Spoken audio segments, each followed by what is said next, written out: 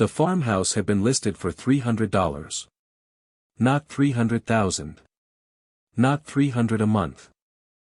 $300, the price of a decent coat, a week of groceries, a tank of gas and something left over. The listing had appeared on a county auction website at 11:47 on a Tuesday night, sandwiched between a repossessed riding mower and a set of unclaimed storage units. There was one photograph attached, taken from the road, in winter light so flat and gray it made the house look like it had already given up on being seen. Nora Vasquez had found it at 2 in the morning, sitting in the front seat of a 2009 Honda Civic with a cracked dashboard and a heating system that only worked on the passenger side. Her daughter, Maya, was asleep in the back seat beneath 2 coats and a sleeping bag they'd borrowed from the shelter before the shelter ran out of room. Nora had the phone tilted so the glow wouldn't wake her. She looked at that photograph for a long time. The house was nothing. Clapboard siding gone gray. A porch roof that sagged at one corner like a tired shoulder. 2 windows on the upper floor, dark as closed eyes. A dirt path leading from the road to the front door, and on either side of that path, the remnants of what might once have been a garden, dried stalks still standing in the frozen ground. Patient and brittle. She looked at it the way a person looks at something they cannot afford to want and cannot stop wanting anyway. Then she bid. The county of Harlan, in the quieter parts of rural Ohio, is the kind of place that people from cities describe as nothing, meaning they cannot identify anything worth stopping for. There are no famous restaurants, no scenic overlooks with parking, no markers indicating that something significant once happened here. What there is, for those who learn to read it, is a particular kind of persistence.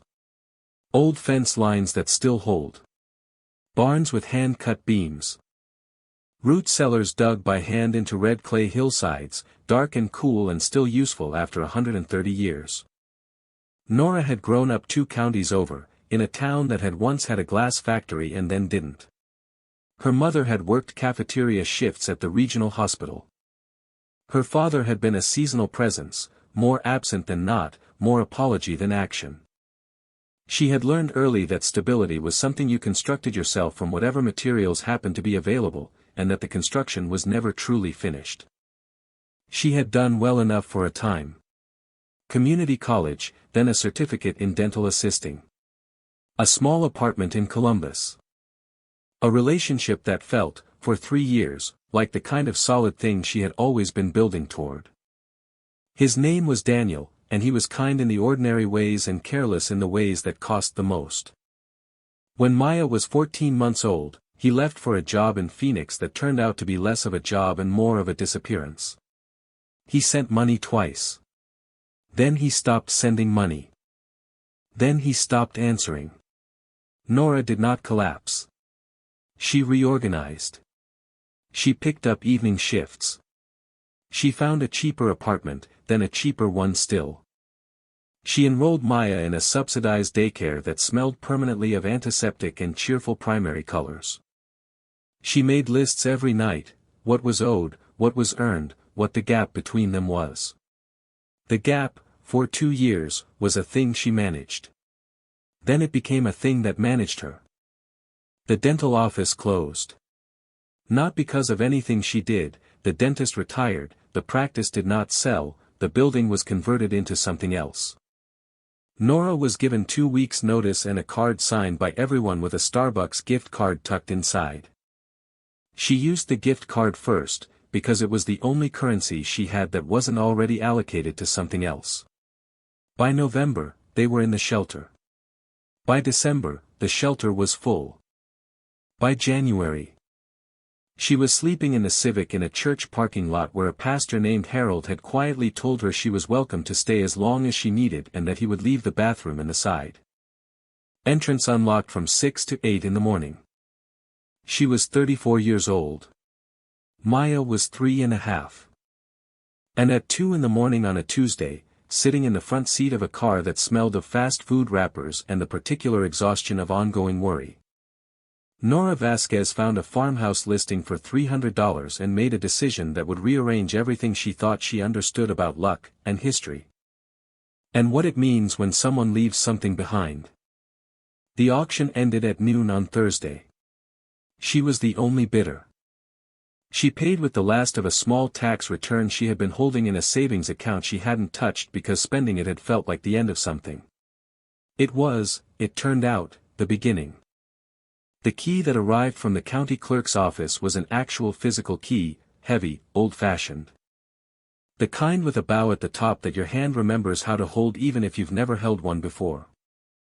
Nora drove out on a Saturday in early February, Maya bundled beside her in the passenger seat now, wearing a hat that was slightly too large and that kept sliding down over her eyes. Maya was at the age where everything was either very good or the worst ever, with no reliable map between the two states. She had decided, somewhere on Route 9, that this was an adventure, and Nora was grateful for that. The farmhouse was on 12 acres of land so long unfarmed that the fields had gone back to themselves, tall grasses, thickets of wild sumac and young ash trees. The occasional walnut standing alone in what had once been open ground. The driveway was 2 tire tracks in mud that had frozen and thawed so many times it had corrugated into a washboard surface that rattled the Civic's chassis. When they got out, the cold was the dry, clean kind. The sky was the color of old pewter. A hawk circled something in the field to the east, patient and unhurried. Maya said, "It's big." She meant the sky. Nora said, "It is." The house was everything the photograph had promised, which is to say it was damaged and stubborn and quietly present. The porch boards were soft in 2 places.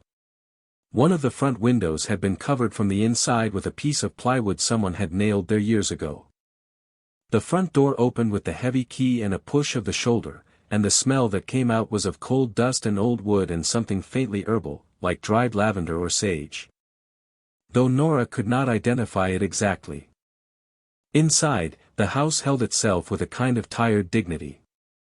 The main room had a fireplace of locally quarried sandstone with a wooden mantel that someone had carved very carefully, a repeating pattern of leaves and what might have been wheat stalks along the edge. The kitchen was small and functional, its counters clean despite everything else. Someone had swept before they left. Nora noticed this. She found it moving without being entirely sure why. There were 3 rooms upstairs, one of which still had a metal-framed bed with a bare mattress on it, ticking-striped and surprisingly unaffected by time. The floorboards throughout were wide plank oak, darkened by age to a rich amber. Maya found a windowsill in the upstairs hallway that was wide enough to sit in, and she sat there and looked out at the field below and announced that she would like to live here. Nora stood in the hallway and looked at the child sitting in the winter light and thought about what it meant to say yes to something you were not sure you were capable of maintaining. She said yes. That was February. By March, they had moved in, sleeping bags on the floor of the largest upstairs room while Nora worked on the heating system with a YouTube tutorial and a borrowed set of tools and a patience she had developed over years of doing difficult things without the proper equipment. She found odd jobs. Cleaning, mostly. Some data entry for a law firm in town that allowed remote work. She fixed the porch boards herself, one afternoon in April, Maya playing in the mud nearby. Narrating an elaborate story involving 2 sticks and a piece of blue plastic she had found and designated a lake. She did not go into the cellar. This was not a deliberate avoidance. The cellar door was at the back of the kitchen, a heavy, flat-lying door set into the floor, with a recessed iron ring for a handle. Painted over with the same cream paint that covered the kitchen walls. It looked sealed. It looked like it had been sealed for a long time. The first time she noticed it, she assumed it was stuck, or perhaps nailed shut, and she had other things to address first. The porch. The heating.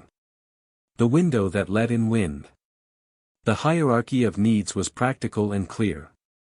But sometimes, in the evenings after Maya was asleep, she would stand in the kitchen making tea and look at the cellar door and feel something she couldn't name exactly, not quite curiosity. Not quite unease. Something more like the feeling of an incomplete sentence.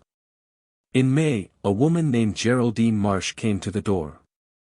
She was in her late 70s, wearing a canvas barn coat and boots that had been muddy and cleaned many times. She had driven a truck, an old F-150 the color of a dried creek bed, and she stood on the porch with a ceramic dish covered in aluminum foil and looked at Nora with an expression that was both cautious and warm. She said she had been the nearest neighbor, just over a mile down the road, for 51 years. She said she had wanted to come sooner but hadn't wanted to intrude. She said the dish was a potato and ham casserole, and she hoped they weren't vegetarians. They were not. Geraldine stayed 2 hours. She sat at the kitchen table and drank tea and talked about the house in the way that people talk about places that have held a portion of their lives. The house had belonged, she said, to a man named August Schell. He had died 16 months ago at the age of 89. He had no living family that anyone had been able to find, a nephew somewhere in Oregon who had been located but had neither the means nor the desire to take on the property and had, eventually, signed the paperwork that returned it to the county. August had lived alone for the last 30 years. Before that, he had lived there with his wife, Ilsa, who had died of an illness that Geraldine described quietly and without elaboration, the way people describe losses that still have weight. He was a quiet man, Geraldine said, wrapping both hands around her mug. Not unfriendly. Just interior. He kept things to himself. Nora asked what he had done, for work. Geraldine thought for a moment. He had the farm, when he was younger. Cattle, mostly. He was good with his hands, he did repair work for people. Furniture, mostly. He had a workshop out behind the barn. She paused. He was also a saver. A saver? He didn't spend. Never did. Grew up during the Depression, you know how that generation was. Didn't trust banks for a long time. Had his ideas about things. She looked down at her tea. I always wondered, you know, what he did with it all. He had so little to show for whatever he accumulated. Lived so plainly. But he wasn't poor. I know that. Nora thought about this after Geraldine left. She stood in the kitchen and looked at the casserole dish and then at the cellar door and thought about a man who kept things to himself. She thought about what it meant to save something without anyone to save it for. She was not sure why that thought stayed with her the way it did, settling in her chest like something that needed to be waited out. June was warm. Maya bloomed in the yard, constructing elaborate territories out of sticks and smooth rocks and lengths of string that Nora contributed from a spool she'd found in a kitchen drawer. The garden beds along the front path were cleaned out and planted with tomatoes and zucchini from seedlings Geraldine brought over in cardboard egg cartons, carefully labeled in pencil. The days had a shape to them now.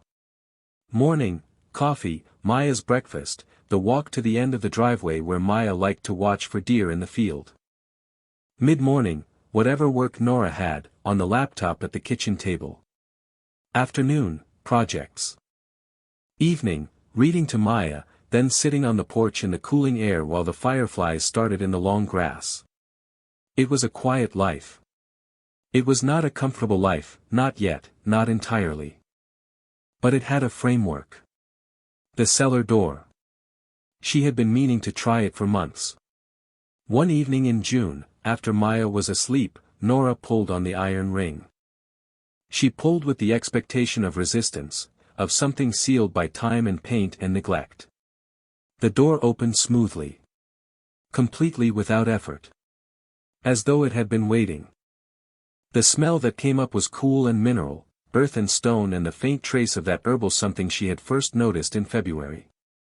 She found a flashlight in the kitchen drawer and shone it down the wooden stairs.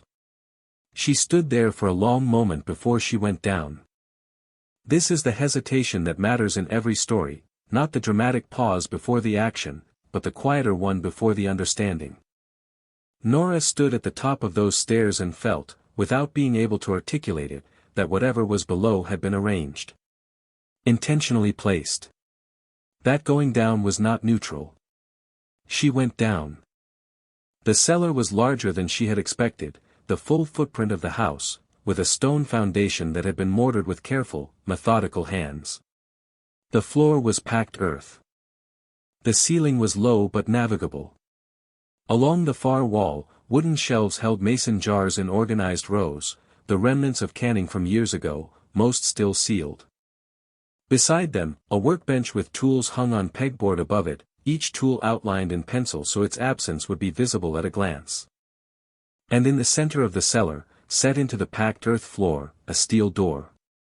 Flush with the ground. A heavy locking mechanism. And beside it, on a small wooden stool, a coffee can. Inside the coffee can, a key. And beneath the key, a letter. The letter was addressed to no one. It began simply, "If you are reading this." Nora sat on the bottom step of the cellar stairs and read it in the beam of the flashlight. Outside, the fireflies continued their patient signaling in the long grass. Maya slept above, 3.5 years old, dreaming of whatever 3-year-olds dream. The letter was written in the careful, deliberate hand of a man who had thought a great deal about every word. August Schell had written it, he said, not knowing who would find it or when. He had written it because he needed there to be words around what he had done, so that whoever found it would understand it in the right way rather than the wrong one. He had grown up without money.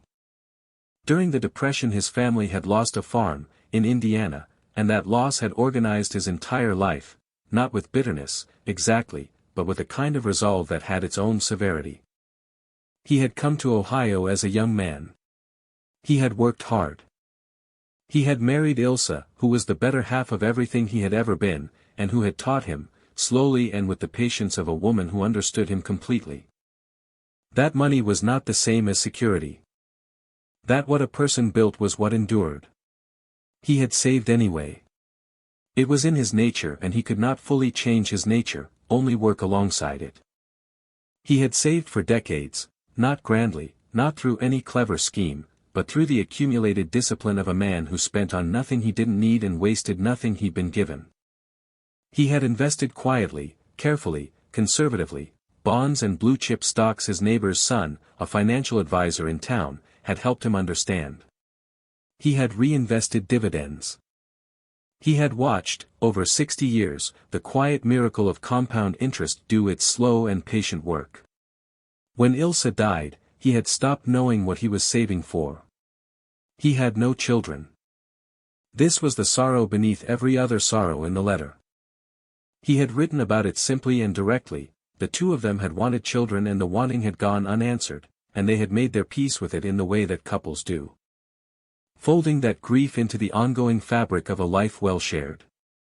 But now that Ilsa was gone, August was alone with an amount of money that had grown, through 60 years of patient compounding, to something he could barely conceptualize.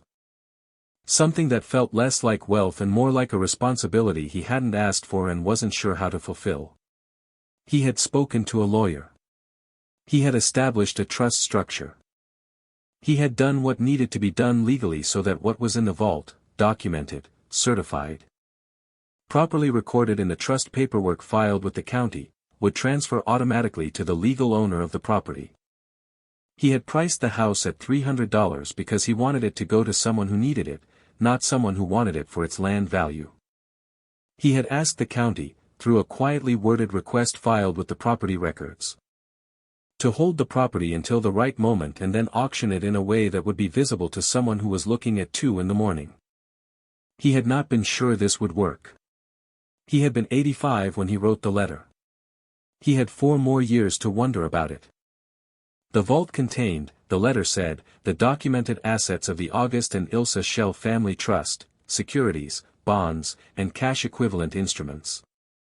The total current value of which his attorney could calculate precisely but which August estimated at somewhere in the range of $450 million.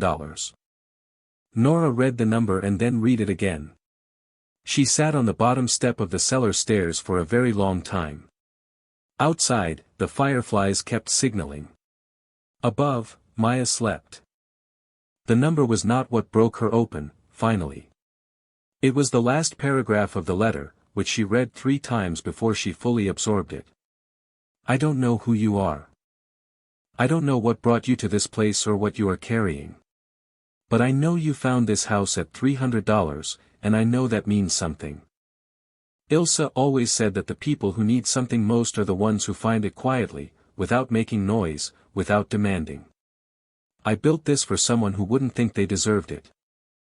I built it for someone who would sit with it for a while before they could believe it was real. I built it because we had a life of good work and we wanted it to matter past us. I hope it finds you well. I hope you will build something too. August shell P.S. The herbs on the shelves are dried lavender and holy basil. Ilse grew them. I kept them because the smell is hers. You may use them however you like. The weeks after the cellar were careful and slow. Nora contacted the attorney whose name and address were included with the letter, a man in his 60s in the town of Harlan named Raymond Polk, who received her call with the equanimity of someone who had been waiting for it for a year and a half. He confirmed everything calmly and professionally and walked her through what the trust documents said and what came next. He had liked August, he told her, in the quiet way one says a true thing in a professional context, carefully, so it doesn't tip into sentiment but lands as sincerely as it means to. He was very deliberate, Raymond said. He thought about this for years. He wasn't being whimsical. He was being thorough. Nora sat across from Raymond's desk in his modest office above a hardware store on Harlan's main street and listened and asked questions and signed the documents that needed signing. She did not cry in the office. She drove home first, and then she sat on the porch in the evening heat and cried, quietly, so as not to wake Maya, who was asleep above in the room that now had a real mattress and curtains Geraldine had helped hem. She cried for a long time. Not from relief, though relief was part of it. She cried because of August. Because of Ilse. Because of 60 years of careful love that had built itself into something it could give away. Because of the image of an 85-year-old man sitting down to write a letter to a stranger he would never meet and finding the words to be generous without being sentimental. Precise without being cold. She thought about what it meant to build something without knowing who would inherit it. To save without knowing the name of the person you were saving for. To love forward, into the future, with no guarantee of anything except the faith that someone would eventually arrive who could use what you had made.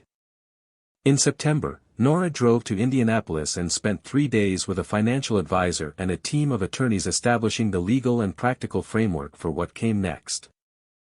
She set aside what Maya would need. She established the Ilse Shell Foundation for Rural Family Housing, a name she chose with Raymond's quiet approval, which she funded at a level that would allow it to operate and expand for decades. She did not move. She stayed in the farmhouse. She fixed the remaining window.